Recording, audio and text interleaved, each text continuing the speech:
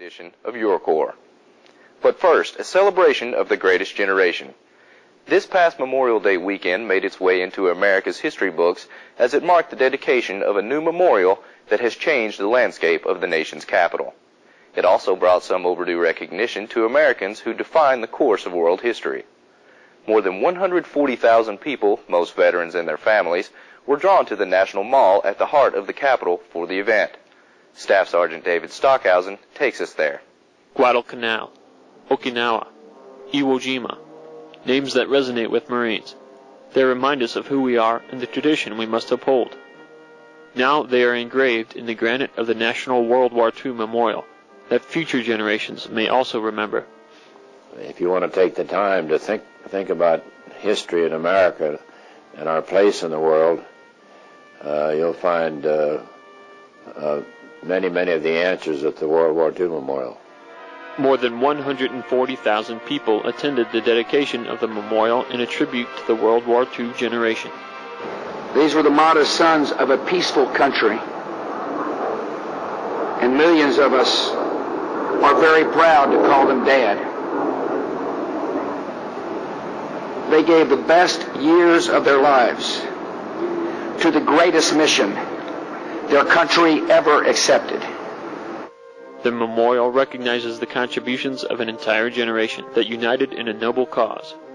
Our grateful nation remembers the 16 million men and women who wore the uniform of the country, but also the 144 million who manned the home front.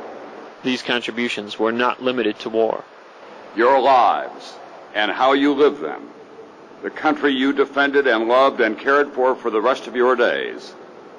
That is the undeniable legacy of you, the men and women I call the greatest generation.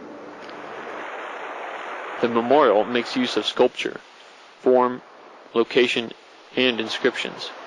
A field of 4,000 gold stars represents 400,000 American dead. Twin 43-foot memorial pavilions represent victory in the Pacific and Atlantic theaters. And 56 pillars representing the states and territories that came together embrace the central plaza. The location and significance of the memorial are expressed in the announcement stone. Here, in the presence of Washington and Lincoln, one the 18th century father, and the other the 19th century preserver of our nation, we honor those 20th century Americans who took up the struggle during the Second World War and made the sacrifices to perpetuate the gift our forefathers entrusted to us, a nation conceived in liberty and justice. This generation to know that we did something. We didn't sit around like they say, you know, old people, yeah, that's your world, but we did something beyond the call of duty to protect our freedom and the country. Staff Sergeant David Stockhausen, Your Corps. The dedication, one of several events scheduled that weekend in the nation's capital, was part of a tribute to a generation. There was also a service at the National Cathedral, a National World War II reunion at the Smithsonian, and a theatrical salute to World War II veterans. The salute was commissioned by the Battle Monuments Commission and produced by the Military District of Washington. The cast included military members from all the nation's armed services. Once again, here's Staff Sergeant David Stockhausen, who caught up with the crew at Conmee Hall of Fort Myer as they prepared for the production. We interrupt this program to bring you a special news bulletin. The Japanese have attacked Pearl Harbor, Hawaii by air, President Roosevelt has just announced. A lot of things changed in America when this message was heard coming over the radio. It launched a reluctant nation into an industrialized war of global proportion.